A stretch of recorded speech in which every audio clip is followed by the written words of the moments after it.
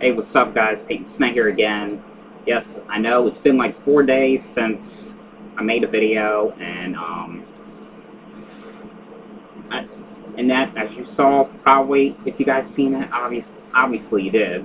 My last video, it was like a 3-part video of me going on that ride at the Delaware State Fair.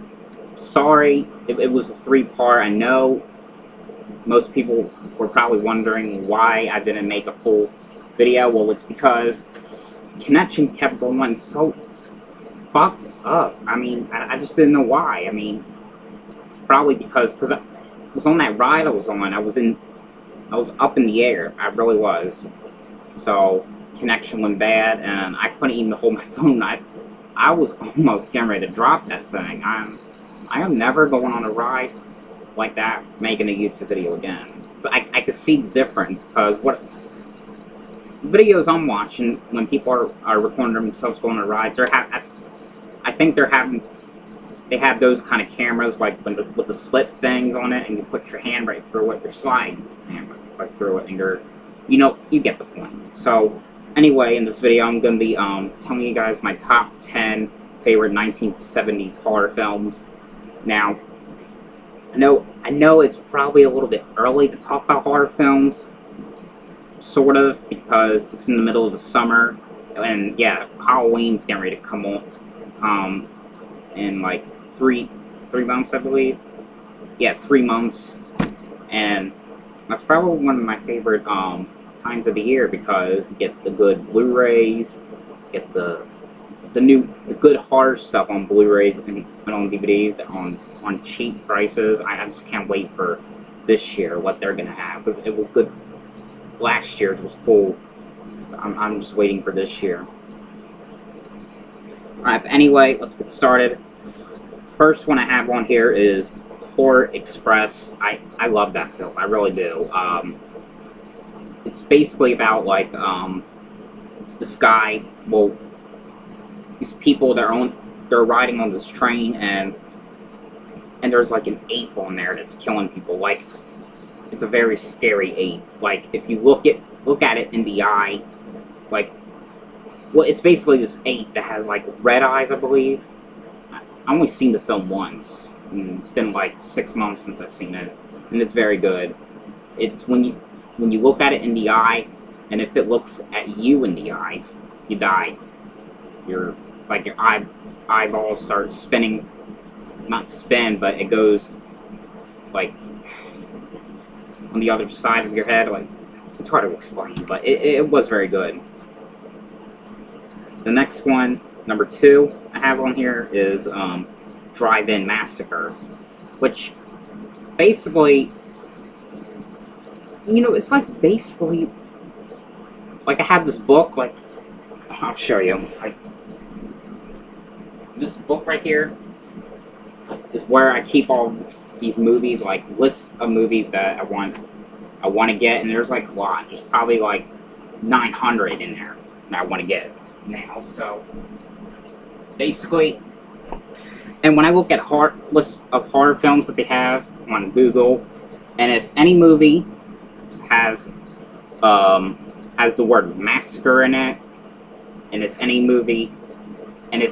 of the posters has a picture of a hand holding like a weapon or something, like a knife, axe, anything on my list. Because I usually like the massacre type films, like Leatherface, Friday the 13th, and all that stuff. So that's why I like Driving the Massacre. Now, it's basically, of course, about a killer who's killing people in this drive-in theater. And police don't know what's going on. Police are trying to figure out who's doing this. They don't have enough evidence. It's a very great film. I really love it. Alright, next one I have on here is the Texas Chainsaw Massacre.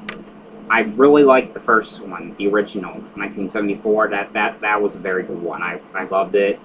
Part 2, it was okay. I mean, I didn't think it was bad. I mean, I don't know. I mean, it was okay. I'd probably give it like this. Leatherface, the Texas Chainsaw Massacre 3. probably give that 4 stars. I mean, it's okay. I mean, the first one's the best, I think. Yeah, I mean, but part 3 is really creepy. Now, part 4, some people don't even like, and I didn't like it really. I mean, it's not bad. I mean, it's just not even that scary. I mean, it just acts more comedic. Like if you've seen it, you probably get the point. You probably know what I'm talking about. It just acts more comedic. It just doesn't even act more like a horror film. It just acts more comedic, like a comedy type film. But then the remake, 2003 remake, I love that one. That one was good. I hadn't seen the beginning. That's the only one I hadn't seen, and that's the only one I don't have. And the new one, Texas Chainsaw 2012, I love that one. That one was good.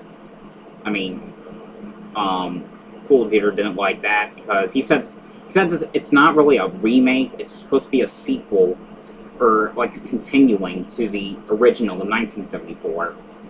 And I mean,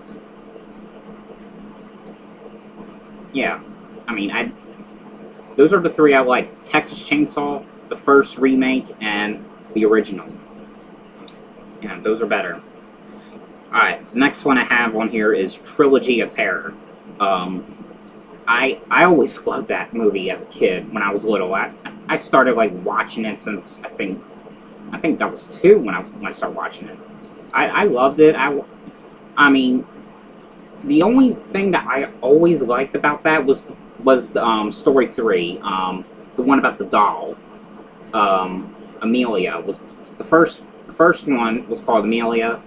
Then they made a part 2 21 years later called Trilogy of Terror 2, and story 3 was called He Who Kills. Well, the Trilogy of Terror, it was like the Tales from the Dark Side, the movie, the Willies, which I love the Willies, that's a good one, and like, yeah, it's basically like that, and like Tales from the Crypt, yeah, and I always liked that one, the one with the Zuni fetish doll, which the first one, it basically had to do with this woman named Amelia, which was played by Karen Black, and she gets this Zuni fetish doll for.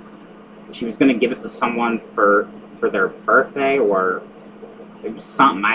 She was going to give it to someone for like some special day. It comes with this note saying, should the chain be removed by one living entity or something, and take the chain off the doll, it comes to life, and the doll actually comes to life, and it's trying to kill Amelia.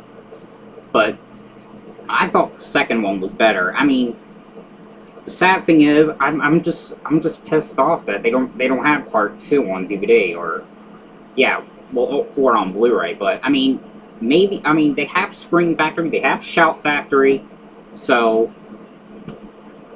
I mean, there could be a chance one day that Scream Factory could put part 1, they could put part 2 out on Blu-ray. I mean, it is a possibility because they've done a lot of good horror films coming out on Scream Factory and Shout Factory. They've done a lot of good ones, and part 2 was my favorite, like I said, and it actually took place in like this building, like I don't know, like investigation place. I don't know what kind of place it was, but it kind of had some stuff that acted more like part 1, which the suitcase. When the girl was like, "This can't be happening. This can't be happening," and yeah, I mean, all right, well, we'll just move on. But Trilogy of Terror 1 and 2 is what I definitely recommend. I mean, only part 1 is on DVD. They don't have part 2 on DVD. You have to get that on VHS. So that's those 2. Well, part 1 I could just get at Dover Mall. 2 was rare, very, very rare, hard to find. So you would I'd recommend you get that more than part 1. All right, now the next one I have is, I couldn't even think of anything else for top 10, so I came up with Jaws. I mean,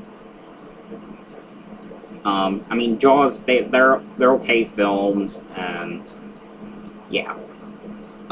Next one I have is Carrie. You have gotta love Carrie. About the girl who gets picked on in school, and this boy asks her out to go be her prom date with her, and they do the trick on her, like spill blood on her hair, and she just turns into this like killer, like I don't know. And the mother was always like, "They're all gonna laugh at you. They're all gonna laugh at you." Yeah, that's the part I like. They're all gonna laugh at you part. Alright, next one I have is Halloween. Yes, you've got to have Halloween, of course, with Michael Myers. And, of course, everyone's seen that, of course, and that's a good classic. And they are making a third remake soon. That is what I heard. I don't know if they are doing that or not, but I hope they do it. And it's supposed to be in 3D, I believe. Alright, next one is I Spit on Your Grave. That's a good one. I don't know. I don't know what's better, the original, the remake, or the second remake. I don't know. I guess I like them all. I mean, that's pretty hard to tell. Yeah, but I Spit on Your Grave. It's supposed to be about this girl named Jennifer Hills who moves into this cabin, and she gets raped by these guys, and she wants to get revenge by killing them all. Alright. Next one I have is Don't Go Into the Basement, or... Wait, is that what it's called, or... No, Don't Look in the Basement, I think. It's either that, or Don't Go in the Basement. I don't know. I think it's Don't Look in the Basement. So... Yeah, that's a good one. Takes place in a... what do you call it? Sanitarium place with the crazies in there and that stuff. I just really liked that one. That was good. I can't really remember what it was about. It's been a long time, so. And the last one was The Town That Dreaded Sundown. Very good. I love the original. They are doing a remake soon, and in 2014, meaning this year, so. When I heard about the remake, I just realized that I have to see the original first, and I did.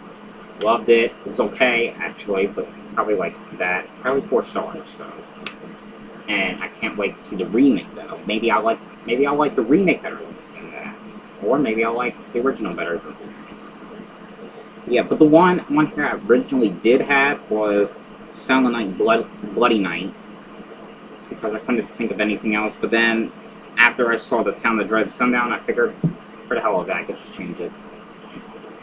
So, but anyway, guys, that was my top 10 favorite 1970s horror films. Hope you guys enjoyed this video, and thanks for watching. See ya.